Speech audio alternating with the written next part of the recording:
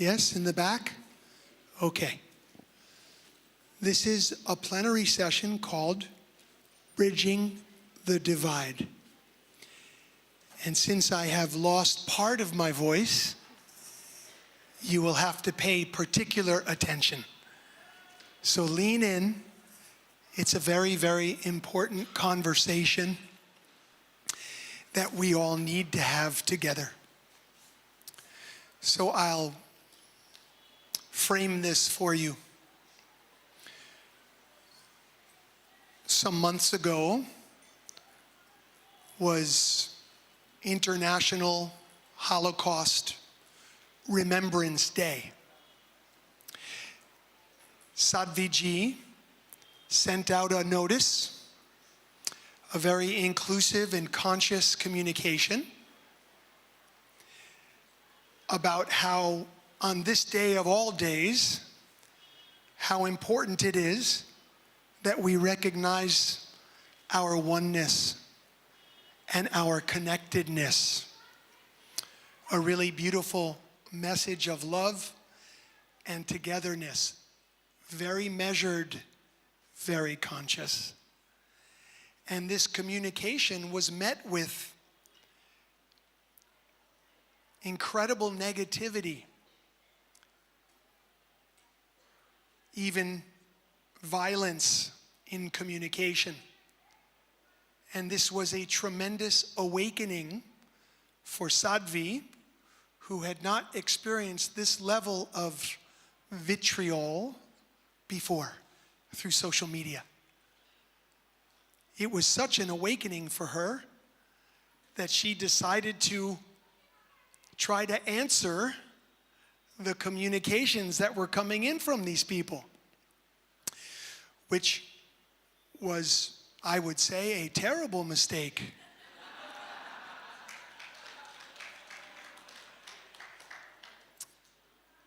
And it brought up for Sadhvi, I'll let her speak about it in a moment, it brought up a very serious concern about where we've come to.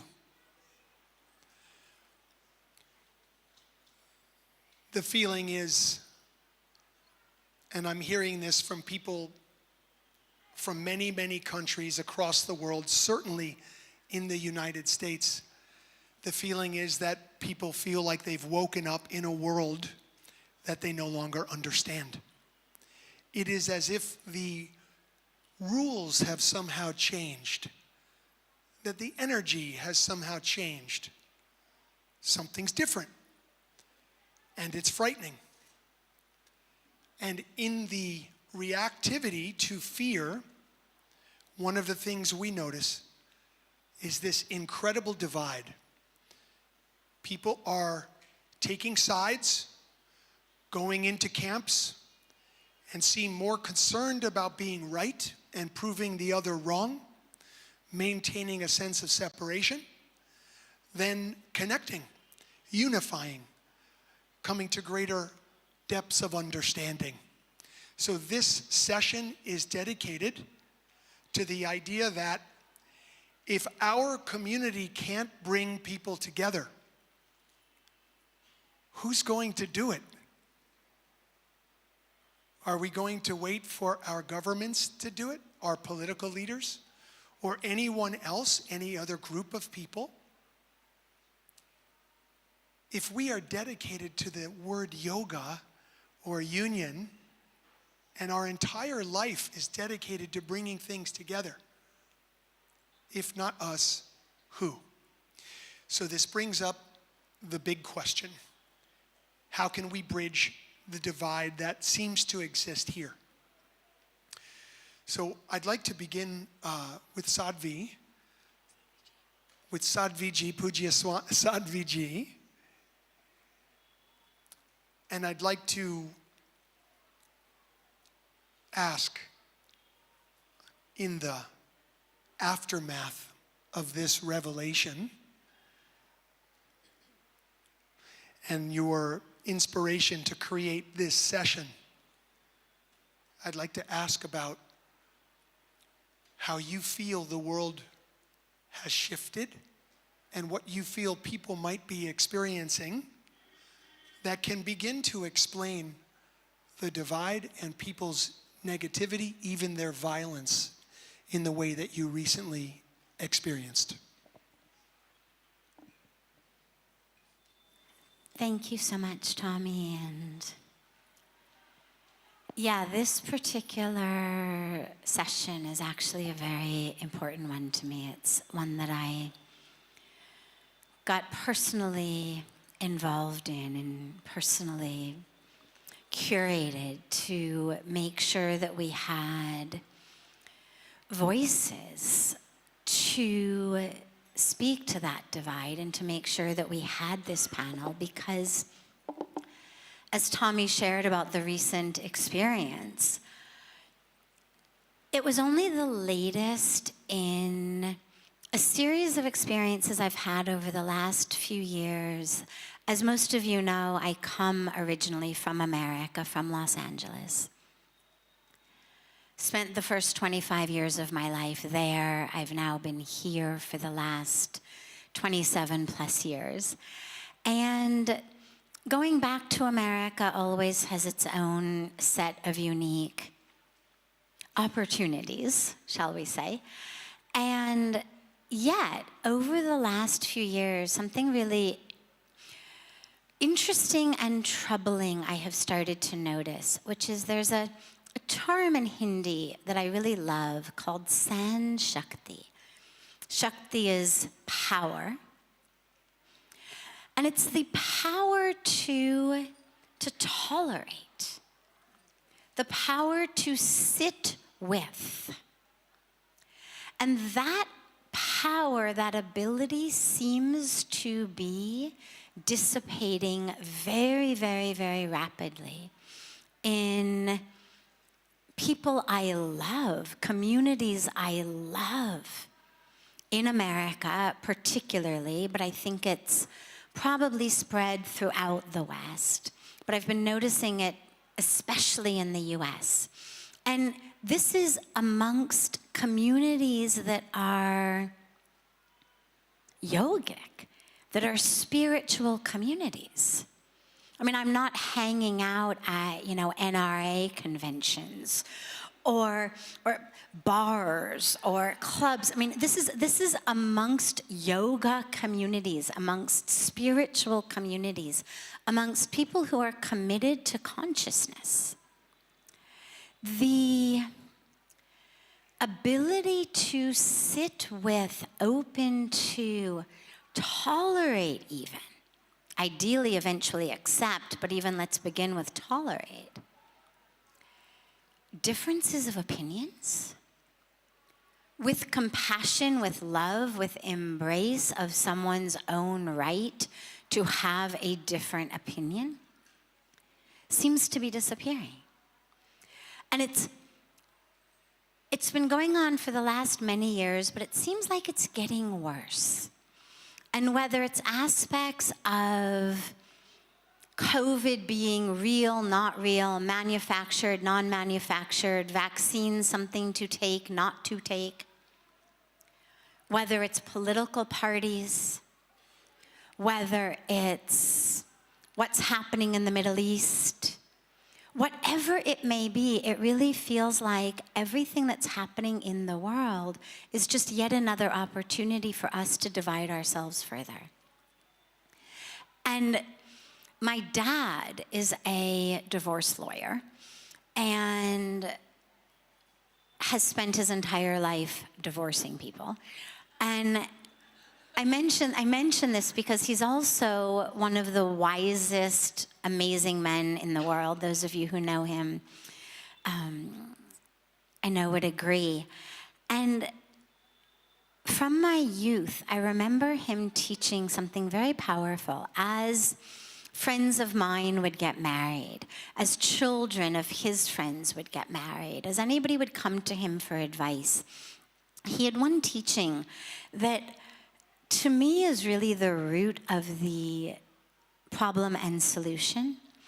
And the teaching is, you can either be right or you can be married. And that's a choice we all have to make. And it was always his big advice when couples would get married is you need to decide, do you want to be married or do you want to be right? And if you want to be married, you've been right for the last time in your life.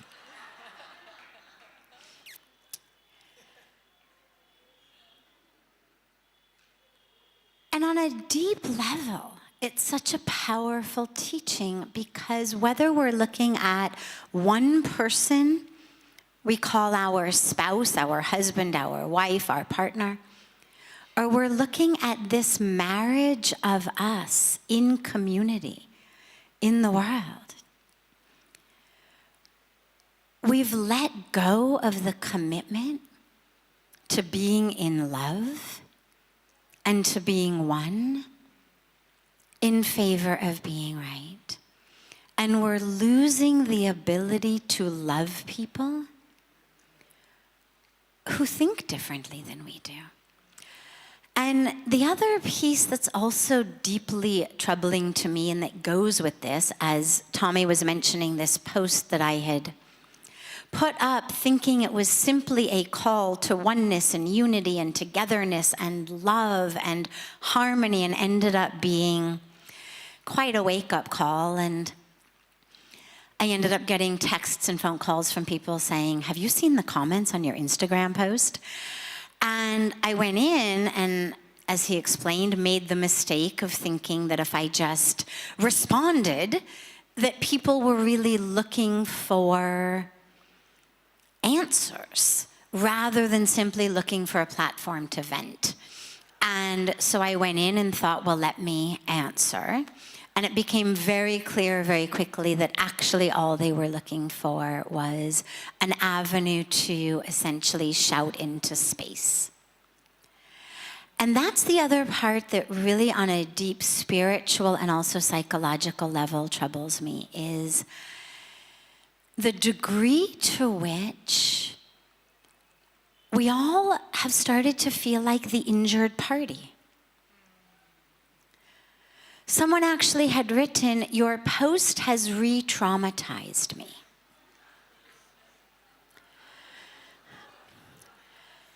And as someone who on a personal level in childhood experienced severe trauma of sexual abuse, of abandonment, like I'm really open to and wanting to make sure that my presence on earth brings healing, not hurt. I know all too well and all too personally the ramifications of trauma in our lives. And I thought, wait, this is a call to oneness and love and union. What in this is traumatizing? And as we spoke about it, we realized that there's almost an epidemic, you could say, of people identifying as traumatized and it turning our focus so inward, but not inward the way that we usually speak about it spiritually, but inward in terms of my injuries, me as the injured party, you having been the one through your words, your point of view, your sheer existence on planet Earth, your sexual orientation, your color, your race, the clothes you're wearing, how you vote, have injured me. And there's an all about me-ness that I think is really a major stumbling block to spiritual growth. And so I'm so happy to be with all of these beloved, dear, dear friends and our community, our Sangha, and to really talk about how we can bring some healing to this, because political leaders are not going to do it. People with an agenda are not going to do it. And lastly, what we noticed in the comments that were coming on at least my post and what I've heard from others is really the sad norm, is that so many of them are actually from within the yoga community. 100% of the negativity, hatred, vitriol that came onto my page was not actually from religious extremists that I had originally assumed it must have been. It was from white American yoga doers. And that, first I was just really curious and interested by that, and then I became really sad by that. And so I feel a great responsibility, a great opportunity, a great blessing, and also a great responsibility to be part of a solution together.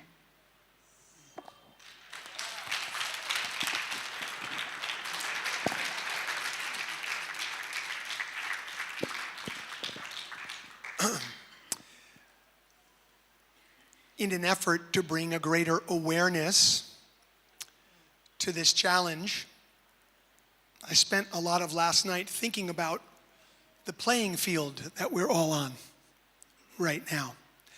And it seems relevant to bring up, it seems relevant to look at the characteristics of this playing field. In this case, the playing field I'm speaking of is social media. In the 1960s, there was an American writer and philosopher named Marshall McLuhan. And he had a very famous statement he made. He said, "The medium is the message." And what he meant by that was that at the time he was speaking about television, the power of television as a medium itself to influence people. Never mind the content that was showing up on the television, but that the medium itself was going to have a powerful influence on people. And the great example of this that we use in American history was a presidential debate that took place between John F. Kennedy and Richard Nixon. All the people that watched that debate on television remarked how handsome John F. Kennedy was, how healthy he looked, how young, and how terrible Richard Nixon looked. And so most of the people that ended up watching that broadcast on TV ended up voting for John F. Kennedy. That's an example of the medium itself being a powerful, influential factor. So I want to bring that forward now to now. And I'd like to have commentary from Anand, if he were willing. What are we seeing as the characteristics of this particular medium? How does the medium of social media, never mind what people are saying back and forth, but the characteristics of the medium itself? Because we want to understand how this divide has taken place, and we want to know where we can fight a good fight, fight a fair fight, fight the right fight. And so Anandji, if you wouldn't mind, I'd like to ask for you to comment on the playing field itself, on the medium itself. Thank you, Tommy. Thank you, Sadhviji, for your beautiful words. Yeah, I think as we go into this whole display of humanity's insanity on the digital platforms, we have to be incredibly aware that the analog reality is the primary reality. And we should not lose sight of that, because that's one of the biggest dangers of our time, is that we are giving up our humanity, giving up our nature, our fundamental existence to a fabricated universe, whether we call it social media, and now even outsourcing our intelligence to AI, and people freaking out if we will be human anymore. We will be able to, what does it even mean to be human? And so I think it's of great importance that as we, and this are in these times where the use of social media is only going to increase, it's not going to go down. We are in that age. And because of the short form content and how it really plays on the addictive tendencies within the human psyche, it's the greatest addiction right now, right? Because it's portable. You can be in the bathroom and feed your addiction. You can be in your bed and feed your addiction. You get up and you feed your addiction. So you're constantly in that addictive loop where you are no more aware of who you are. So you're constantly being externally influenced by all kinds of data. And now with the propaganda machines, you are being told who to demonize, and you're just trying to find your sense of self by identifying with certain ideology, with certain virtue signaling, with, okay, who do we demonize now, right? So why didn't you change your flag to Ukraine flag when that thing happened, right? So let's demonize those people. So we are constantly being told who to demonize. So if you live in that unnatural field, then you become really unnatural. You become what in yoga we call pisach, somebody who doesn't really have a body, who is not fundamentally grounded in nature, who lives in head, constantly tormented by fundamental existence. And so if we really want to bring this to our communities and we want to find solution, we need to first take charge of our attention and learn to move it away from social media. We are in a world where it has taken, in a very short time, front seat. Even with young people who are going for a job, they're looking at their profiles, how many followers you have, it's really going insane. And so if we really start to give it such high value, then we will not be able to have conversations, meaningful conversations, because that's not what the platform is ultimately designed for. You can hide behind a screen and you don't see an individual you're writing to. The things people say on these platforms, to these unkind things and extremely violent things to each other, they would not say that if they were in front of the person. So because one step removed. So we need to, as a beginning of the solution, has to that we personally bring it in our life, where our value system getting subjugated to social media and its popularity and what all one does there. Is our fundamental values outside of it? And are we able to exist in a sane manner and bring this to our communities and in our lives, where our true values are not what's happening in the digital landscape, but what's happening in the analog reality. When we can really tend to that and lead from the heart there and really create an environment of kindness and really realize that we are here to learn, not to be right. Because in the world, my master always said, there is no right or wrong. There is only right. And that's why there is a fight. If there was right and wrong, there would not be a fight. There would be possibility of learning. So only right people, as you were saying, your father told you, only right people fight.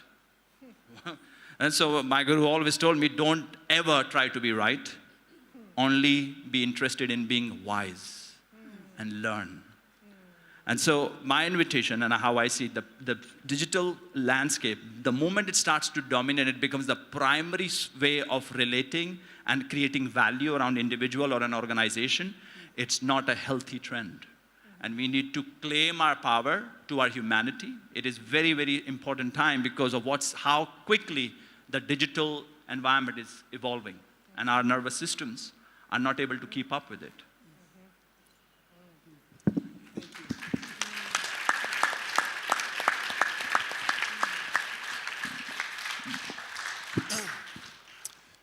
Seane, you are an activist. And in a time like this brings up, inherently, there are going to be some complexities that you have to navigate. When do we speak up? How do we hold, as a yoga teacher, the space for all? Where is our responsibility? When do we need to take a stand or make a decision, this isn't the moment? As an activist, a lifelong activist, I'd like to hear from you on this point.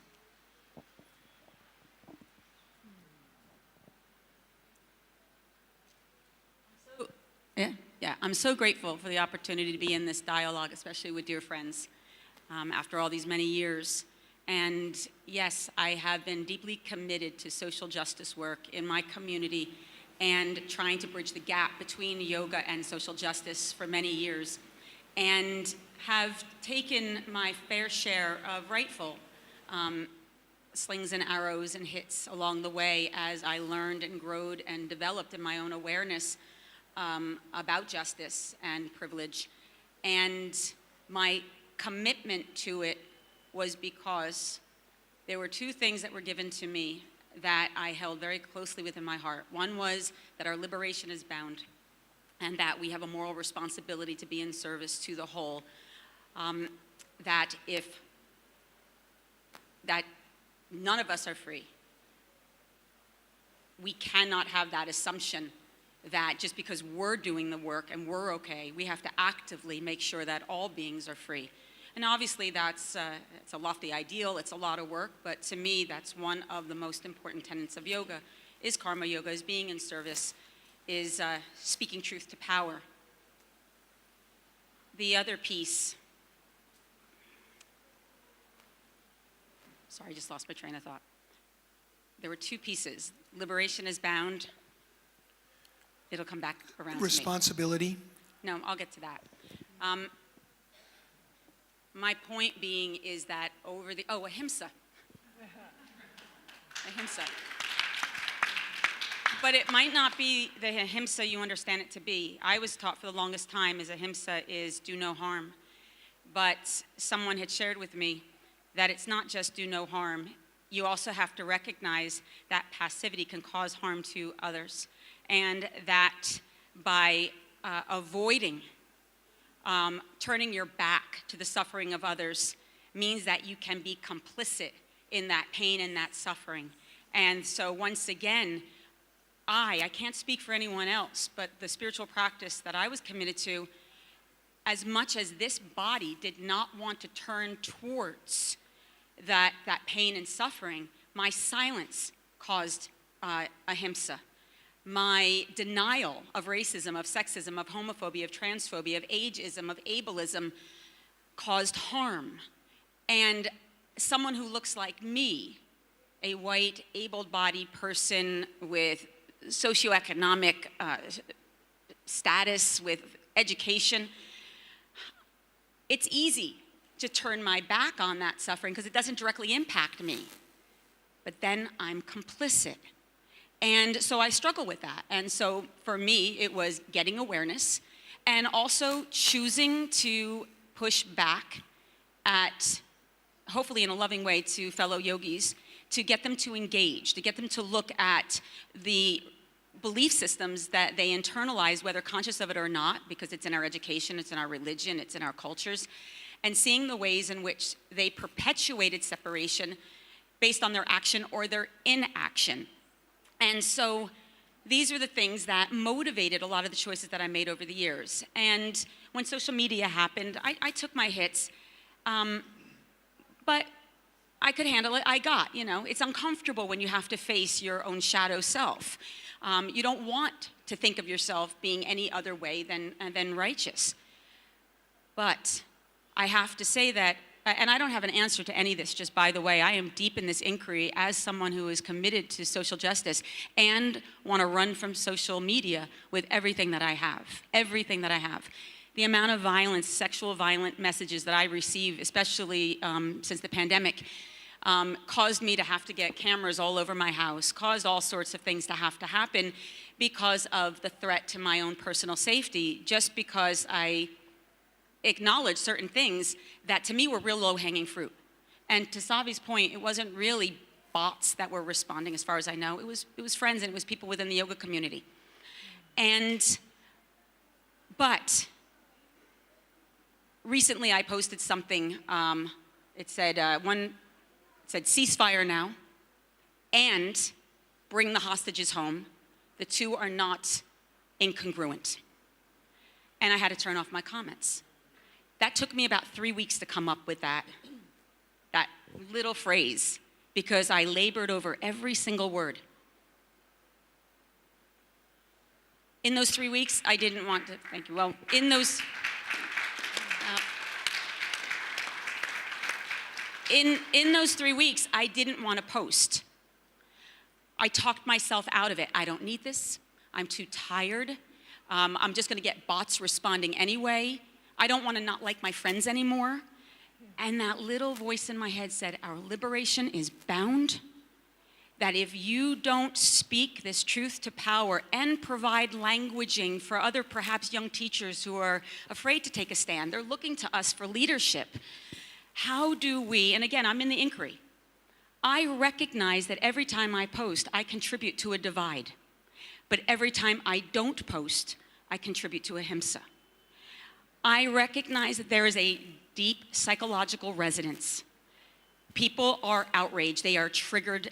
I do believe on a cultural level, we are traumatized and it's being excavated from the bowels of our society in the United States because we never dealt with the mass slaughter of Native American Indians. We are literally on top of a sacred grave, and we think we're gonna be able to deal with the power dynamics that exist today. We haven't reconciled any of it.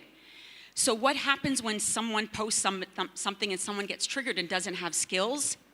They react, and in that split second, they actually feel better. The serotonin levels rise, they feel better, they feel like they've done something. I know for myself, I am gonna commit to showing up and teaching trauma-informed work, helping people learn how to self-regulate their nervous system, invite them into accountability and self-responsibility to the ways in which they create separation and division or the ways they heal that divide. It doesn't mean you lose your voice. Doesn't mean you don't speak truth to power. I don't yet know how to do this. I don't. I work hard at this.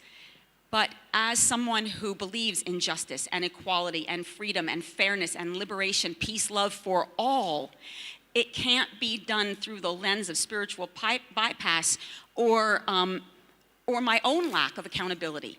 I'm still in that fire and I'm still contributing to it. So I feel that as awful as this moment is, and it is, it's uncomfortable and awful. If we continue to step into leadership, take accountability, take responsibility, find the languaging, invite other people into a process, teach them how not to operate from a place of contempt, with compassion, maybe we can move through this moment, this learning, as you said, Anand, and find a new way. Social media is going nowhere, and as dark as it is as light as it can go. And so if I check out because of the darkness, then I'm also gonna check out because of the lightness, and I refuse to do that. So again, I offer you nothing except stay the course, do your work, breathe deep, see a bigger spiritual picture to why things are happening as they do, check your own privilege, recognize that silence is complicity, see what your own nervous system can tolerate, and then speak anyway. But speak with compassion, empathy, love, and a deep kindness for the perceived other.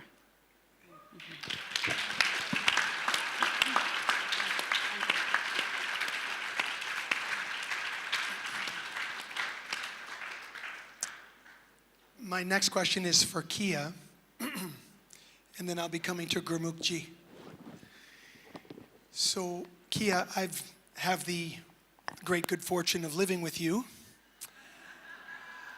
and I've seen your effort over the last 5 years. If I had to characterize it, I would say you have truly turned your gaze inward and dedicated yourself to developing the meditative mind and the meditative mindset. And I was wondering if you would speak to your findings on that path, this last 5 years in particular, as we're speaking about this, the challenges of this time, and how important you feel meditation is, and where that falls in the, well, where that becomes a necessity at times like these. Thank you, Tomi, and thank you, Sadhviji, Anandji, Sean, for everything that you shared. Oh, I feel a lot of energy running through me right now. Do you guys feel some of that too, just around the immediacy of this topic that is so relevant to all of us? And we'll all be processing in our own way what we're hearing, and what's landing and how it's landing within us. And what I've learned in the last few years as I've gone deeply within is that everything that I think is about somebody else is about me. And that's a 100% deal. Everything I think is about somebody else is about me. And what I've learned is if I don't take the time to go inward to really understand something with my own direct experience and deep consideration, all I can ever do is react and create more drama in the field. And so we're in this information age. There's so much information, and I think part of the challenge for all of us is what information about issues do we trust? And without a meditative mind, without a connection to our own intuitive knowing power, how can we know when we're reacting to something if we're reacting from our own unprocessed trauma, ancestral trauma, or if we're acting in a way that is coming from wholeness? There's that beautiful verse, Purnamida Purnamidam Purnat Purnamadachate Purnasya Purnamadaya Purnamivavashishate. To me, that verse speaks to each and every one of our capacity to take actions that are rooted in wholeness. If we take an action that's rooted in wholeness, what comes from that action is wholeness. And nothing is taken from the wholeness. So we start to, what I feel is, live in a different paradigm when we start to take full, radical self-responsibility and are willing to do the work of self-investigation before reacting to circumstances in life. And then whatever is coming from us is going to have it's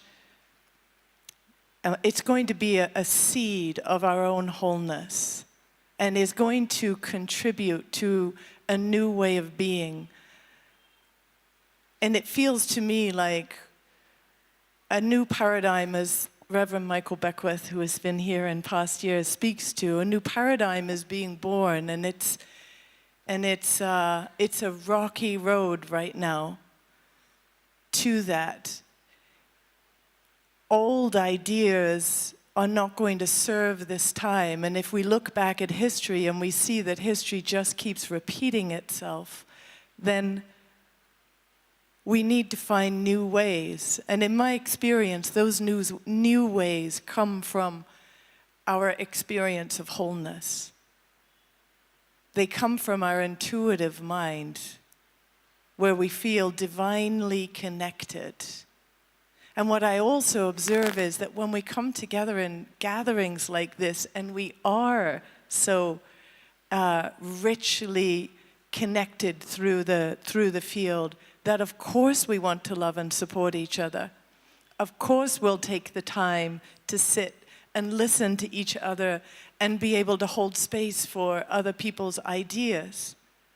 But when we're feeling stressed and isolated, we look at other people as a threat. We look at them as competition. We're trying to survive.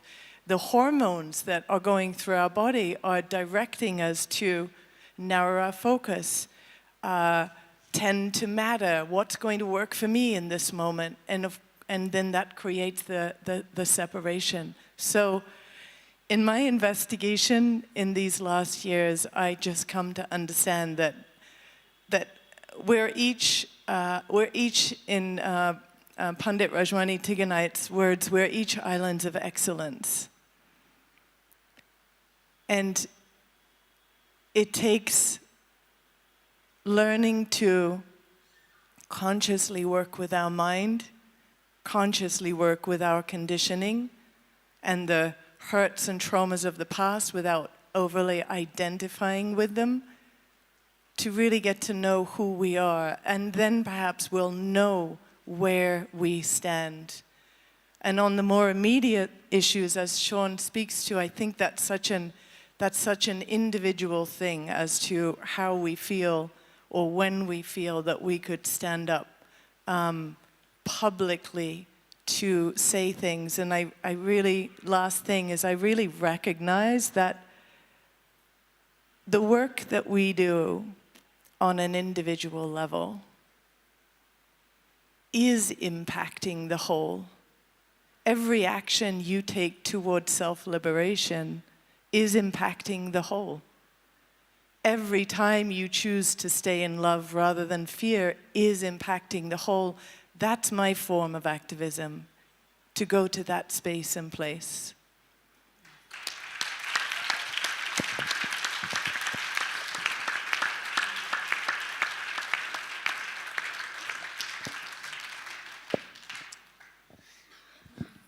Gurmukhji, you have been teaching Kundalini Yoga now for 54 years.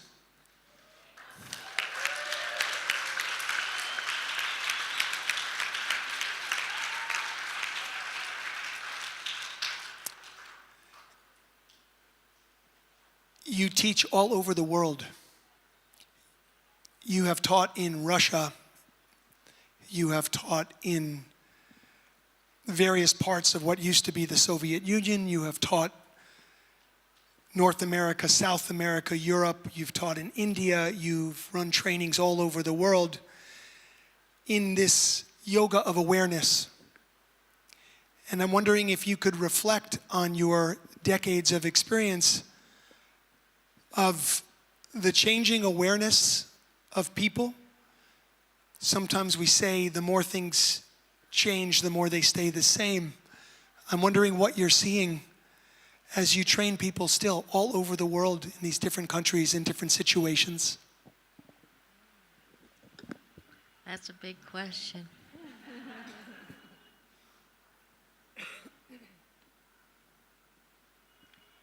Maybe just to give you a bit of my background so that you can understand that I don't understand exactly what's going on now.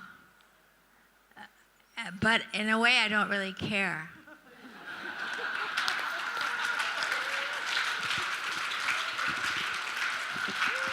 I know that sounds kind of weird, like, what is she anyway? 54 years of this stuff and she doesn't care. I care so much. When I was a child, we didn't have running water. I was born in the Midwest. Of course, we didn't have telephones. We didn't have televisions, born in 1943. They came along. But my mother was from Sicily, Italy. And she was from what they called in those days the old country. And everyone made fun of us in the USA that we were from the old country. Now it's so cool to be from Sicily or Paris, or, oh, they're from Paris, they're from here, there. But at the time, if you weren't just white, come over on the Mayflower, then you were from the old country. And we also lived on the wrong side of the tracks. Do you know what that is? The poor side of the tracks, because we didn't have very much money. And I had the best childhood of my life. I didn't come in with major injuries or traumas like so many people. And there weren't psychiatrists and there weren't medicine you could take if you got diagnosed with something. It was an incredible time to be alive. Because we didn't have much money, we had to get very creative. When birthdays came and Christmases came and holidays came, and we'd have circuses in the barn, and I'd have these competitive barefoot races on stones, and because there were all stones in the road, I always won, by the way. But I had an incredible childhood. I think I did. But maybe I just left all the bad stuff out. I don't know. But I just wanted to say that my mother was, God bless her soul, she'd be like 150 years old now or something like that. She had a little bowl that she had brought from Sicily, and there were 4 kids. And of course, 4 kids, 2 years apart, 2 boys, 2 girls. You fight. You have fights and arguments and all of that. And she had a bowl in this little humble cabinet. And we could hear her when she was going to the bowl. And she'd open up the glass. We knew what was going to come next. It was a little bowl like this. And on the side it said, if you can't say anything nice, don't see anything at all. And she'd hand us the bowl. And there we were, frozen, these 4 kids that just wanted to rah, rah, rah, like that. But I never forgot that.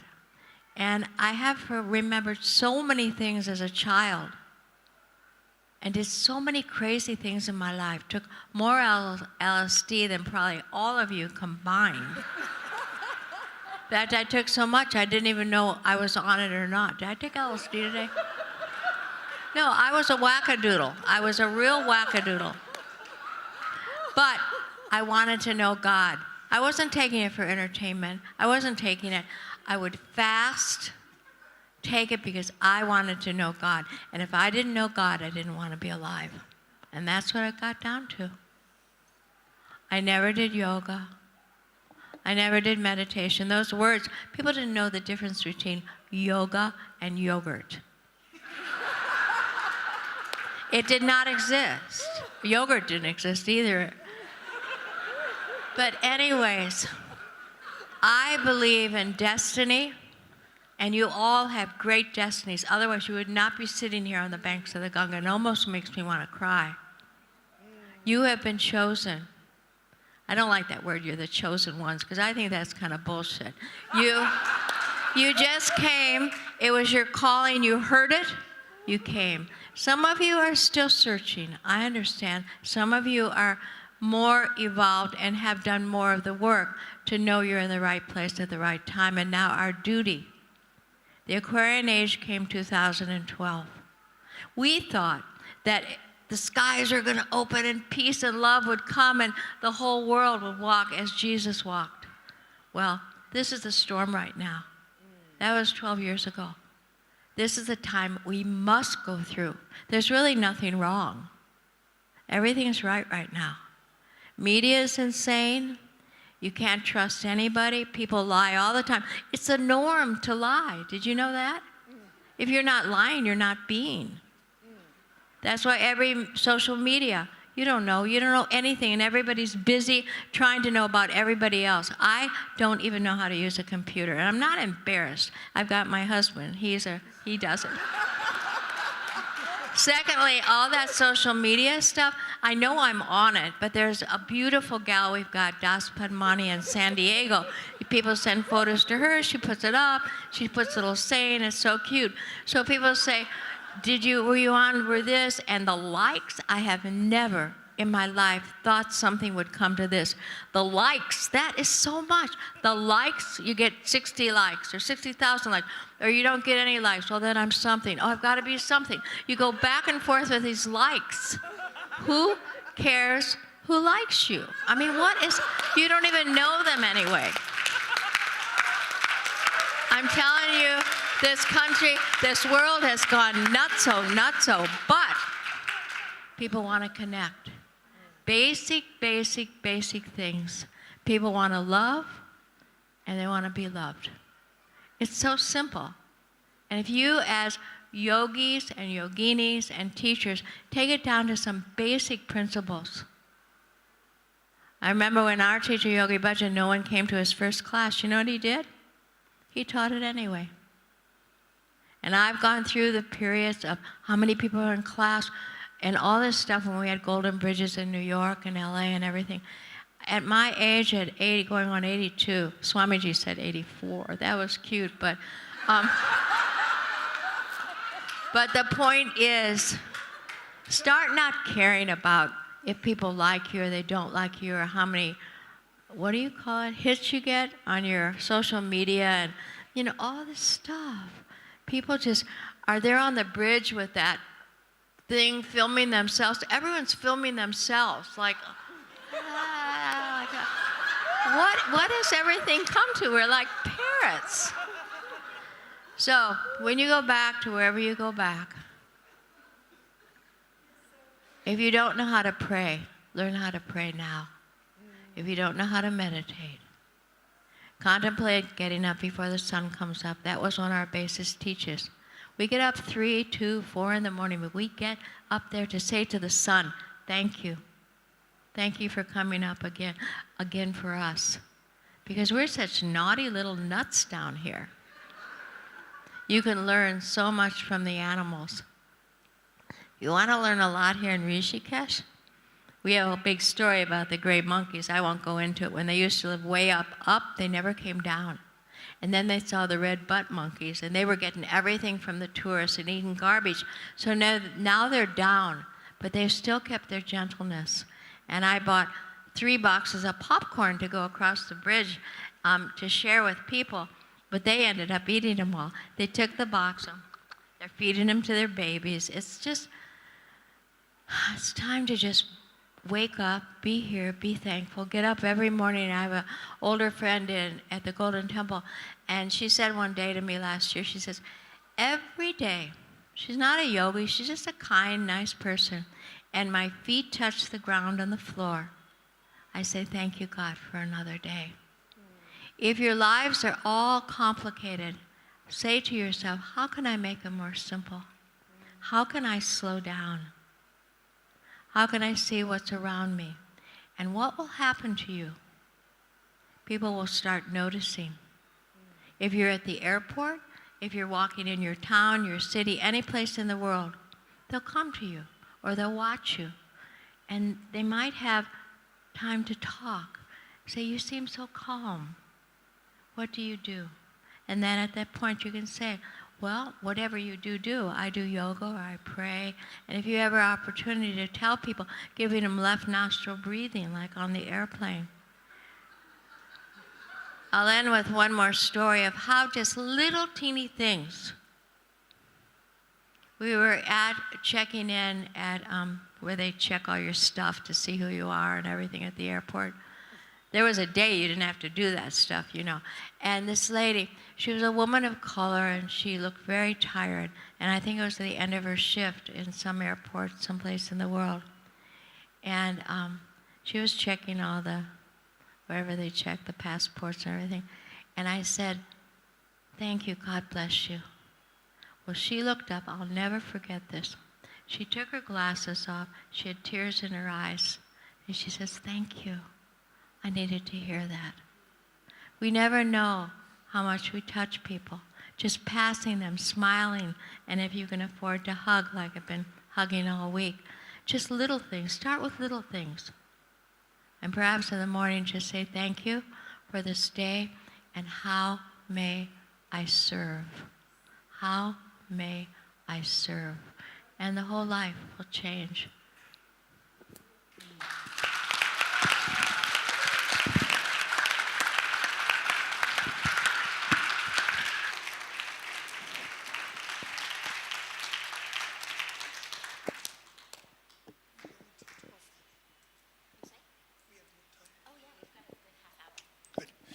So I've been working with this phrase, sphere of influence. I find that if you wanted to take on every cause in the world, your life will end in paralysis. Right then and there, there's just too much. So I'm working with this phrase, sphere of influence, to try to understand where mine is. I've heard Anandji speak about the relevant call. You know, if animal activism is your thing, that's relevant for you. You might decide to put some of your energy there because it's relevant, it's important, it's real for you. People say to me, you know, what do you feel about the Middle East, or what do you feel about Ukraine? Well, I feel sad, of course. And then there's that push to, well, you know, take a side. I want to know what you believe about this. I believe people are suffering. And they're like, well, you should be outraged. I've had people tell me, you should be outraged. I say, no, I'll leave the outrage to you. I'd rather not lose my transparency of mind. What is in my sphere of influence? What is in your sphere of influence? Where can you make a difference? When I think about Syrian refugees, or I think about Palestinian refugees, or I think about Ukrainian or Russian or anyone from any side, I don't know that those things are immediately within my sphere of influence, but it brings a really important conversation to bear. For each of us have to figure out what is within our sphere of influence, what is appropriate, responsible, what do we need to take on, and what would be inappropriate or unrealistic to take on because it's outside of our sphere of influence. It's not something we could do something about. So I'd like to hear from everybody on this topic. Sadhvi, I could begin with you, Sadhviji.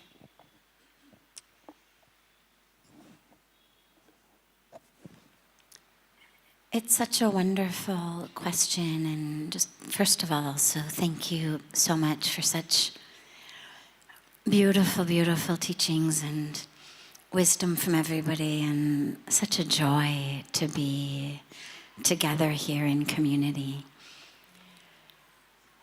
Tommy, I think you've raised such an important point, because when we shout into essentially what is a black hole of social media, this outrage.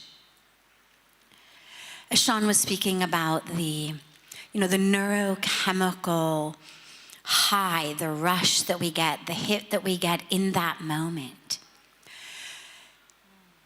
We also get something that to me is a bit more insidious, which is we get the idea that we have done something, that we have somehow been part of a solution. I posted something, I commented on it, I liked it, therefore, I am working for peace.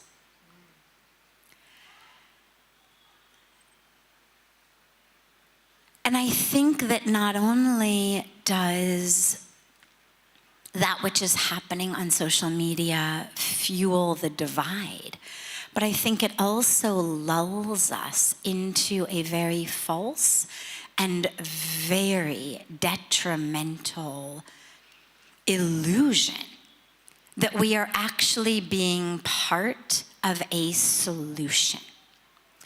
And therefore, I don't need to do anything else because I've already posted on Facebook about it. All of the time and energy that I needed to dedicate to my pain, my sadness, my fear, my outrage about what is happening, I have put it into this post. I'm now done. Let's go for Chinese food. Social activism, check. Done. And the truth really is that we all have different spheres of influence. We all have different impacts. We all have different skills. We all have different abilities. But one thing is true for all of us, which is we have a huge potential to actually bring about peace in this world. Now, we may not have the potential to change the way that leaders of different countries are behaving, but those aren't the only place that there's violence and war and division and suffering and pain going on in the world. There's human rights abuses taking place every time women in their home are battered, or children are abused, or anybody sleeps hungry, or anyone doesn't have access to water, or to a toilet, or to school, or to primary medical care. There is no reason for women to die in childbirth anymore.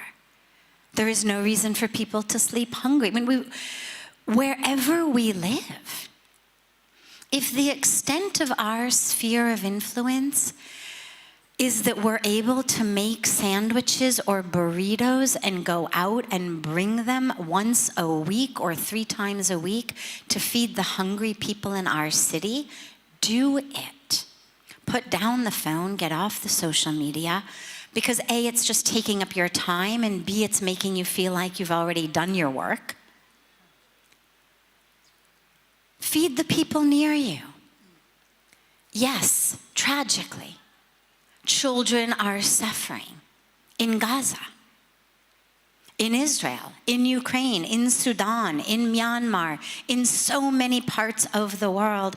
And if you don't have a direct link to help them, turn to where you do have a direct link. Because the kids in your city who are starving are no less deserving of your love and your help than the children who are starving someplace else.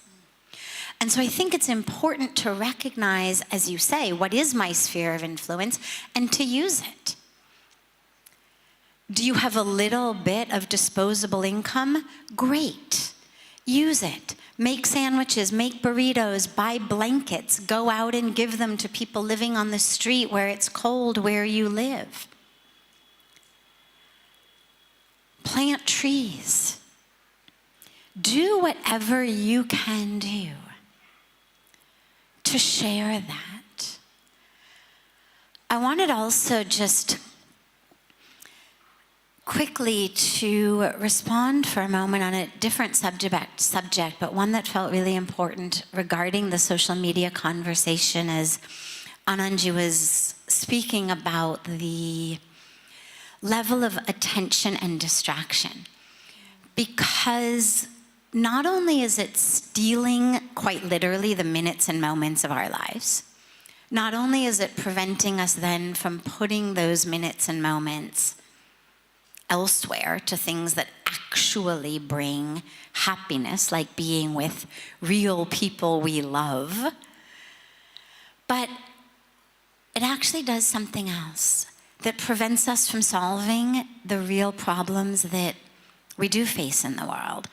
I recently read about a study that I wanted to share with you, and the study is that we're now at a position where in the average American office, and I believe this is probably true in most of the world, although the study was done in America,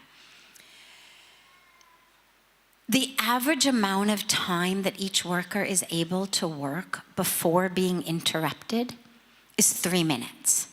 If you work in an average American work environment, you are interrupted every 3 minutes, whether it's by your device, binging, bleeping, buzzing, vibrating, ringing, etc., whether it's from an incoming email, whether it's from a phone call, whether it's from a colleague leaning over your cubicle.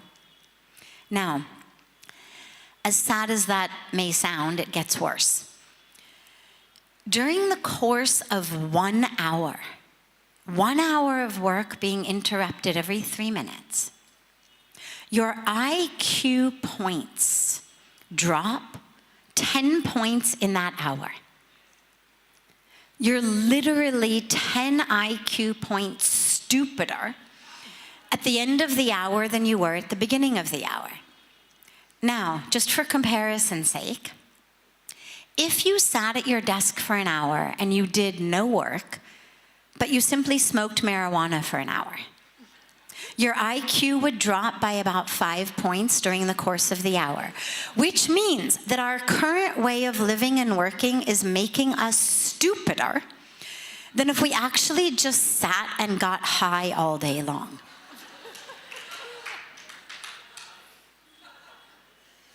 And what that means is that we are handicapping ourselves from actually being able to address the very real situations in our own internal lives, Sean spoke so beautifully about this collective trauma that people have, that which we're dealing with. Kia spoke about the importance of going within. But if I can't focus, if I can't pay attention long enough to have an actual conversation, long enough to meditate, long enough to go in, long enough to introspect, to contemplate, long enough to be with people I really actually like or even love, long enough to solve what we're facing, we're going to get nowhere. And so if you needed yet another reason to stop being a slave to an algorithm, it is in service of everything that you individually and we collectively need to do for anything that matters to you in the world. Your own awakening, your own enlightenment, world peace, ending world hunger, climate change. It doesn't matter. Whatever it is that may matter to you, one thing is for sure. If you can't pay attention, it's not going to happen. And so we really need to reclaim that freedom and that autonomy and that agency and that power. We're all screaming about my right, my right. Well, what about my right to pay attention? What about my right to actually focus on that which I want to be focused on? And so as we're here, I think a really important takeaway is the reclaiming of our time, attention, intention, so that we can put it toward whatever our dharma may be. Our collective dharma, of course, to awakening and realization, but also our individual dharma here in these beautiful, beautiful human bodies.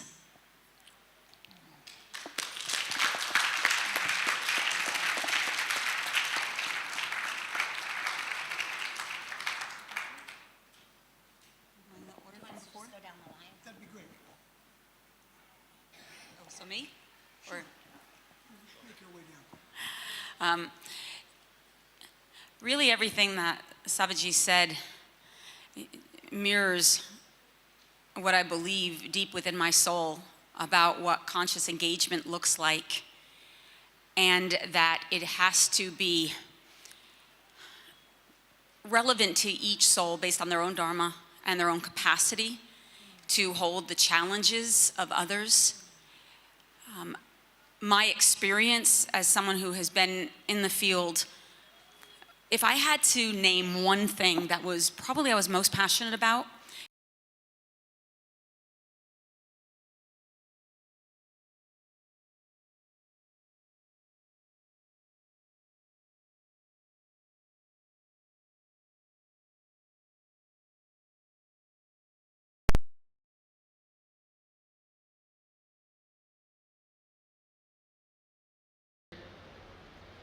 my nervous system does something that it doesn't do anywhere else. I shake, I cry, and then it becomes about me. And I've learned over the years, because Lord knows I've tried, that the best way in which I can serve something that I'm so passionate about is by funding others who have that capacity within their nervous system and who can do the work that I wish I can do, but I cannot. But what I can contribute is funding. In the same way, for whatever reason, over the years, my work has taken me to work with children who have been severely sexually abused, and I have been in environments all over the world, in brothels, and have spoken with pimps and madams and had to see the onslaught of what that level of abuse looks like. Something about my nervous system allows me to hold that space. I process it later, but in the moment, I feel very calm, present, not neutral. You can't be neutral in the face of abuse, but for some reason my nervous system can do that. Therefore, better me be in that environment than someone else who can't. And what do? I rely on the funding of others. That's their contribution. My contribution is no greater than theirs, and vice versa. It's all of us serving the whole in whatever ways we can. If you're raising your family, if you're going back to school, if you're in financial hardship, it's probably not a good idea to get on a plane and abandon your own children so that you can serve the populations in the world. Your deepest service might be making sure that you raise really integrated children so that they don't continue to contribute to the pain and suffering that exists within the world. Knowing then that your role within influence changes in time as you grow. I think, though, for me, one of the biggest shadows that I've experienced as an activist and within the yoga community, besides spiritual bypass, is apathy. And that is something that is a difference. Apathy is the direct, I don't experience myself in you. Your experience has nothing to do with me. And because they're not directly impacted, their heart is completely not open to that level of suffering.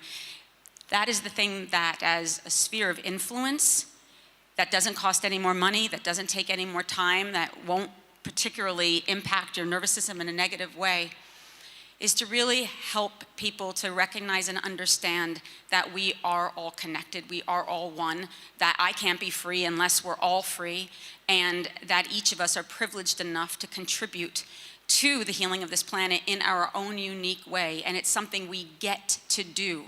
When most of the people in the world, because of oppression and violence and war, illiteracy, lack of opportunity, are just trying to survive. And so the more we have, I believe, the more, we need to do our deep inner work so that we can stay in compassion and stay really present to the suffering in the world without going into denial, and then reach when others would reject, embrace when others might deny. To me, that's what the practice of yoga is all about. And in doing so, you're gonna be confronted with your own discomfort and entitlement and your own shadows, and that's just yoga. It's just one more teaching that is saying to us, can you love now? Can you love now? Can you love now? So that's really my additional response to what it means to be a sphere of influence.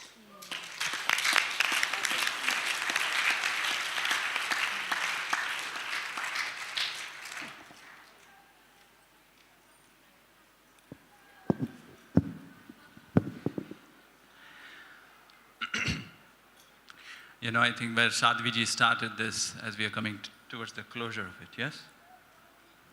So Sadhviji started with, and Tommy brought into the space about this sense of rage that is pervading in our world. And a lot of this rage is self-righteous, where you are being told what you need to do. Because I am doing that, it's like, you know, that's one of the things, a beautiful thing about India, Sadhviji. You have lived here forever now. And we all have been, I mean, I was born here. Probably Gurmukh has been here longer than me. To India.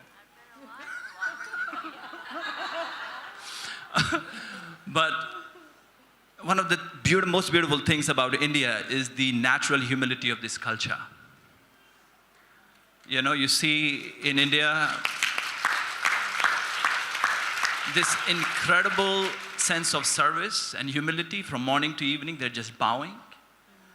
And you know, you go to the ancient temples, and the temple is huge inside. The sanctum is huge, and often the door to the temple is small. And that's a brilliant architecture, right? That to enter, you have to bow. And then you go up.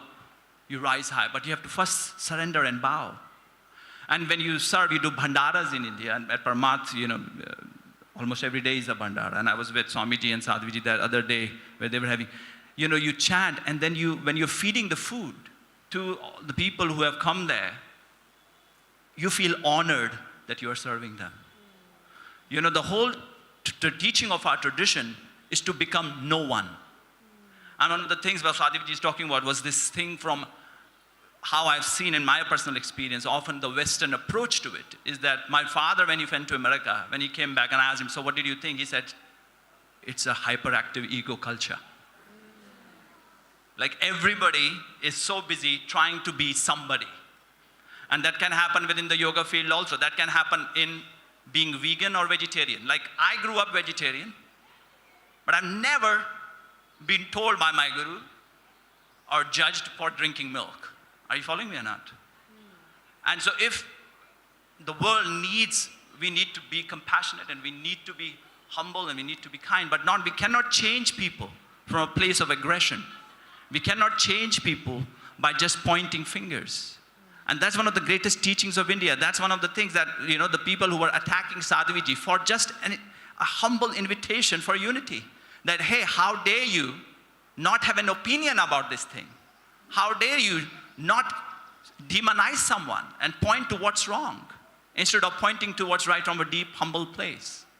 And I think that's something which we can all learn from India. And that's something I would like to bring into this space. Is can we truly serve but be no one simultaneously? Where we don't need to feel that we need to have an opinion about everything. Because when we don't have an opinion about something, what we find is enough spaciousness starts to open. That we know that we need to have an opinion about everything. Where I need to like or dislike everything. There is an infinite spaciousness in my life where I can see clearly. Are you following me or not? And I think that's, growing up in India, that's one of the things which has moved me so much, and that's why I live in this land, and I love this land so much. It's because this incredible humility of the culture. And in India, there is a great saying, Adi Gagari Khalkat Jai, that the emptier the vessel, the more sound it makes. Right? The half-filled vessel makes the most sound. So you can be serving and you can be healing and helping the world without having to proclaim to the world what's going on. And I think that's one of the traps of social media, with people who feel, okay, as Sadhviji was saying, that just by attacking her or just by saying, hey, how dare you, I have done my job and I'm now part of the solution.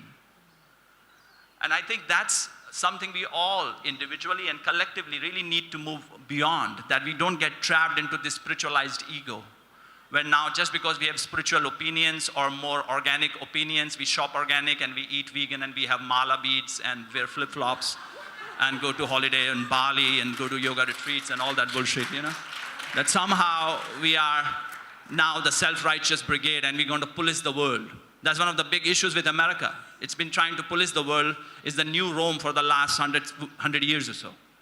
And it's time that we stop trying to police everybody, whether politically or on social media, and we really lead from a place of surrendered heart and humility, and make this world a kinder place, and make social media a kinder place, because social media is nothing but a projection of our own psyche. That's how disturbed we are, and that's how we are on social media. If we can create a kinder world within our own hearts, and we can just go out and serve and be nobody and nothing, just from Shunya, Shiva, who is the great void, he's just zero, and he serves from that place. We will make a much better world, I think. So, thank you, Sadhviji. Thank you, Sean. Thank you. And one of the great things, just one more thing, when Gurmukh said, I don't care what's going on, it's one of the most compassionate statements. Because when you don't care, you actually care. What it means by when she's saying not care is not like she's not truly caring. She cares truly of what she can do and what change she can make without getting caught up in just opinionating about the world, about pointing to what's wrong, this is wrong, and just having aggressive conversations around it. Just being of service and really being of positive change. As Sadhviji was saying, what's in front of you, whether it's just, here at Parmarth, this beautiful tradition where Muniji gives a Rudraksh sapling. Just even planting that, doing our job as a mother, raising healthy children, as a father, being a responsible father, doing your job, you are part of the solution. So we can all not care, but be deeply caring at the same time. Thank you. So, please everybody decide right now. You'll stay. We want to hear from Gurmukhji and we want to hear final comments from Kiaji. This is the time when sometimes people roll out. Let's stay till the end together and we'll pray together and then we'll go out and we'll have lunch together. together, okay? I haven't anything to say except a ditto.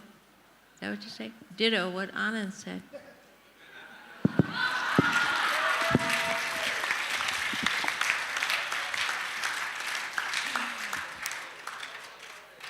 I feel exactly the same way, Gurmukh. It's been so beautifully communicated. I'm just simply so grateful to be in this conversation because it can feel lonely out there when we are in our individual lives and we have all this social pressure to be responding in a certain way or to have certain opinions. It can be very isolating. So for me, the remembrance here is the importance of Sangha, of community, of having relevant conversations when they arise, not moving away from the conversation, but leaning into it as a way that we can continually reveal more solutions. Just like when you have an uncomfortable emotion arise with your partner, if you avoid it, it really becomes something. But if you can turn to them and have the conversation, it can dissipate and all that energy moves. So facilitating conversations, conscious conversations, lovingly with friends, with family, when invited or when there's an opening, seems like a good idea to me. That's a sphere of influence that we all share. So, thank you.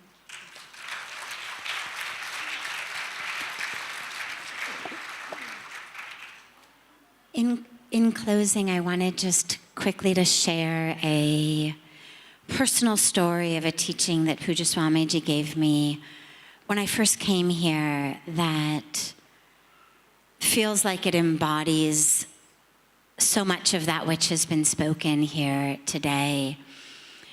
There was a group of 10 or 11 schools in a big slum area outside of Delhi that had approached him because there were 10, 11 schools, kids were coming every day, teachers were coming every day, but the organization that ran it had run out of money. And schools had roofs that were leaking, they didn't have money to pay the teachers, et cetera, et cetera. So they came to Puja Swamiji to ask whether he would be prepared to sponsor it and adopt it. I had been here a few months, and he said, "Do you want to come and see these schools?" And I said, "Yes, of course." So we went and we spent the day going from one school to another, and they were quintessential what you would imagine in a movie about the slums, the worst slums of India. I don't need to paint the picture for you. I imagine that most of you can conjure that up in your mind. In many cases, it was even worse than that which you can conjure up in your mind.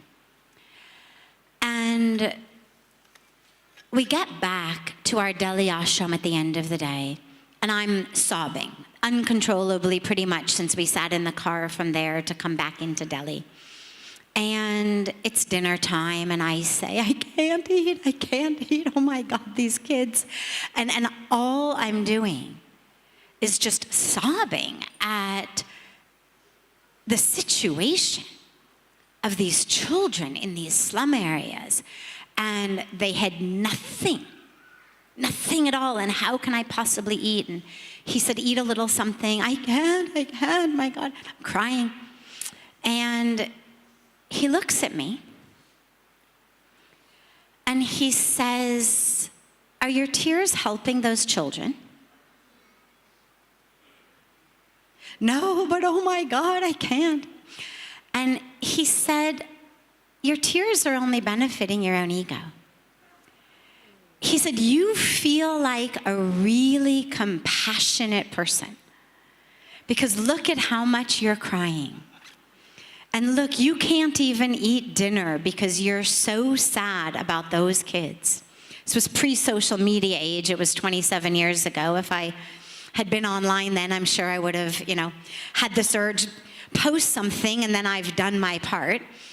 And he said, if you really want to benefit the children, instead of just your own ego, eat dinner, go to sleep early, and get up tomorrow morning at 5 o'clock in the morning and figure out where you're going to raise the money to sponsor these 10, 11 schools. And I wanted just to share this as we conclude, because it feels to me like it brings in that element of being nothing. Hey, guess what? Not about me. These kids play it, not about me. Yes, it's about me as the spiritual me that is inseparable from them as one, but not about my psyche, not about my story, not about my drama, not about my outrage. It's actually about offering myself in that karma yoga that Sean spoke about. Offering myself as just an instrument in God's hands for whatever is meant to happen in all of the different spheres of influence. If we can just get our own stories out of the picture, get up early, commit to a practice, and be those nobody instruments, together with this wisdom and guidance and love and teachings and blessings, I think we really can bring about a beautiful, beautiful shift. And I also just wanted to acknowledge Tommy for the beautiful,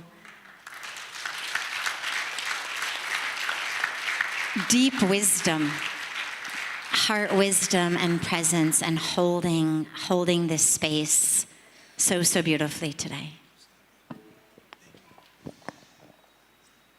I want to thank each of you for claiming your space in this circle. This is a circle, an unbroken chain. Without you in it, it becomes a broken chain. With you in it, unbroken. We all sit shoulder to shoulder with each other. We walk this evolutionary path of humanity. We're so blessed. We're so blessed to have each other. It's an incredible honor for me to sit next to these people and be able to engage in this discussion. Thank you for being here also. Thank each of you so, so much. Love you so, so much. Love you so, so much. Sadhviji, would you take us out in a prayer?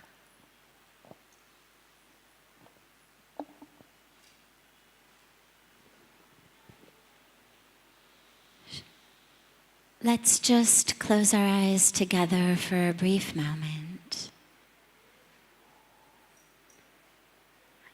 And as we inhale, let us feel that flow of Mother Ganga flowing into us. Breathing in that sacred, powerful freedom and liberation of her waters.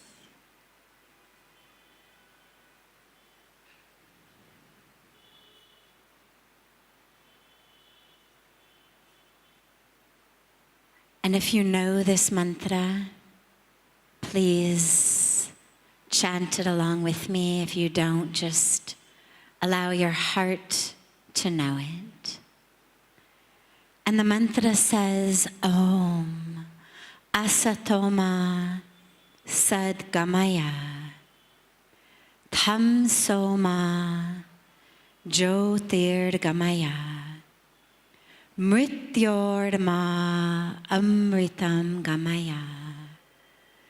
O God, O divine presence, lead us from the falsehood of separation into the truth of our oneness. Lead us from the darkness of ignorance in which we suffer and bring suffering to others, into the light of truth. Lead us from the identification as this physical, separate, individual body that is born, that changes, and that dies, into the true identification as the one soul, one spirit, one consciousness, one divinity that is never born, never changes, never perishes. Om Shanti, Shanti, Shanti. Om peace, peace.